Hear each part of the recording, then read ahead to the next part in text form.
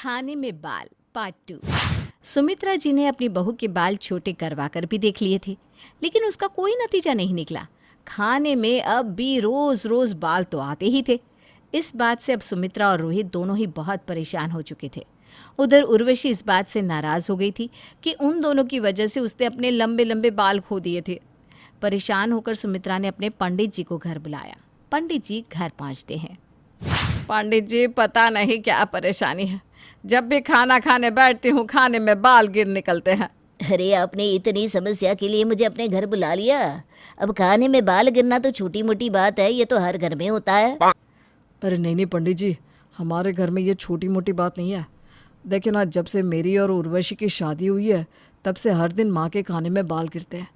पहले मैंने उर्वशी को कैप ला कर दी, फिर भी बाल गिरे। उसके बाद उसके बाल बंधवा दिए, फिर भी बाल गिरे। और अब उसके बाल छोटे छोटे करवा दिए, फिर भी खाने में बाल आ ही रहे। हमारी तो कुछ समझ में नहीं आ रहा पंडित जी, आखिर ये सब हो क्या रहा है। लगता है हमारे घर पर किसी बुरी आत्मा का साया है।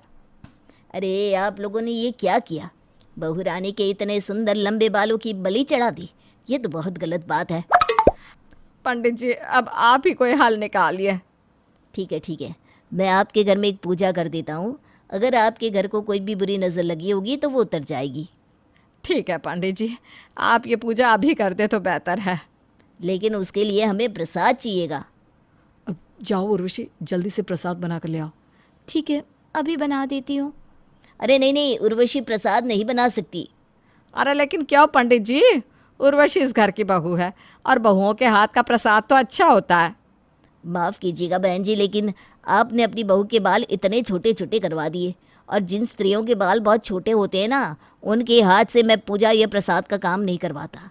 अरे लंबे बाल तो लक्ष्मी माँ का प्रतीक होते हैं और आपने वही नहीं रहने दिए। मेरे हिसाब से ये बहुत गलत हुआ है। अब ठीक है, कोई बात नहीं। माँ, आप प्रसाद बना कर ले आइए ना। चलो ठीक है, मैं ही प्रसाद बना देती हूँ। कम से कम इस बहाने पता तो चल जाएगा कि खाने में बाल सिर्फ तभी आते हैं जब बहू खाना बनाती है, या मेरे बनाने पर भी ऐसा होगा।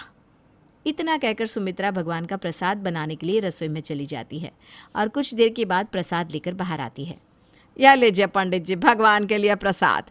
बहुत अच्छी बात है, आइए अब पूजा शुरू करते हैं। उर्वशी बहू, तुम दूर ही रहना, क्योंकि पंडित जी ने कहा है कि तुम पूजा में नहीं बैठ सकती। ठीक है मम्मी जी, जैसा आप कहें। पंडित जी ने पूजा शुरू कर दी थी। पूजा शुरू करने के बाद वो जैसे ही प्रसाद चढ़ाने लगे, उन्होंने देखा कि प्रसाद में एक लंबा सा बाल पड़ा हुआ था। अनर्थ हो गया, भगवान के प्रसाद में बाल। मैं आपसे कह रही थी ना पंडित जी, हमारे घर पर जरूर किसी बुरी आत्मा का साया है। अब देखिए ना, आज तो प्रसाद मैंने बनाया है। लगता है मम्मी जी आपको भी अपने बाल कटवाने पड़ेंगे। अरे नहीं, मैं अपने बाल नहीं कटवाने वाली। मुझे इस उम्र में अपना मजाक थोड़ी ना बनवाना है। अरे बाल कटवाने की कोई आवश्यकता नहीं है, बस हमें ठीक से पता करना पड़ेगा कि आखिर मामला क्या है। पंडित जी, आप देखिए ना, आखिर हुआ क्या है। पंडित जी अपनी आंखें बंद करके बैठ जाते हैं और मंत्रोच्चार करना शुरू करते हैं। कुछ देर के बाद जब वो आंखें खोलते हैं तो उनके चेहरे पर अजीब से हाव भाव थे। क्या हुआ पंडित जी, सब ठीक तो है ना? पंडित जी, कहीं ऐसा तो नहीं कि सच में हमारे घर पर किसी चुड़ैल का साया है? जल्दी बताइए ना पंडित जी, मुझे तो बहुत घबराहट हो रही है। आपके घर पर किसी चुड़ैल का नहीं, बल्कि रोहित की दादी का साया मंडरा रहा है। रोहित की दादी का साया? क्या मतलब? देखिए, वो घर की बुजुर्ग है और किसी बात से बहुत नाराज है, इसलिए हर रोज खाने में आकर बाल डाल देती हैं। मम्मी जी, वो आपकी सास थी, आपसे ही नाराज होंगी, इसीलिए तो ज्यादातर वक्त आपके ही खाने में बाल निकलते हैं।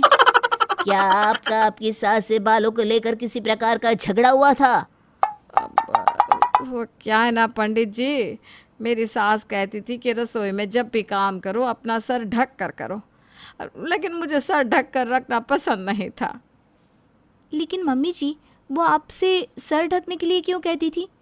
अरे उन्हें लगता था कि खाने में बाल नहीं गिरेंगे सर ढकने से, लेकिन मैंने ना अपनी जिद के चलते उनकी कोई बात नहीं मानी। इतनी छोटी बात पर तो कोई भी बुजुर्ग आत्मा इतना परेशान नहीं करती, ज़रूर कुछ और हुआ होगा। बताइए ना माँ, आखिर क्या हुआ था? हो सकता है कि पंडित जी कोई उपाय बता दे। दादी की आत्मा शांत हो जाए और आपको इस रोज़ रोज़ की परेशानी से मुक्ति मिल जाए।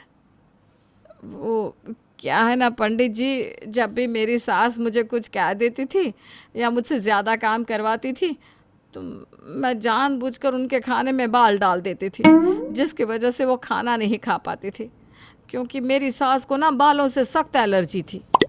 अच्छा, तो ये माजरा है, इसीलिए उनकी आत्मा यहाँ भटक रही है। मम्मी जी, बड़ी सासू माँ की इस दुनिया से जाने के वक्त भी आपने कुछ गड़बड़ की होगी, तभी वो अभी भी यहीं रहती हैं। अरे सच कह रही हूँ, इससे ज़्यादा मैंने कभी कोई गड़बड़ नहीं की। लेकिन किसी के खाने में जानबूझकर बाल डालना बहुत पाप होता है सुमित्रा जी। अब देखिए, आपकी सास आपसे बदला ले रही है। लेकिन दादी को मनाने का कोई तरीका तो होगा ना पंडित जी।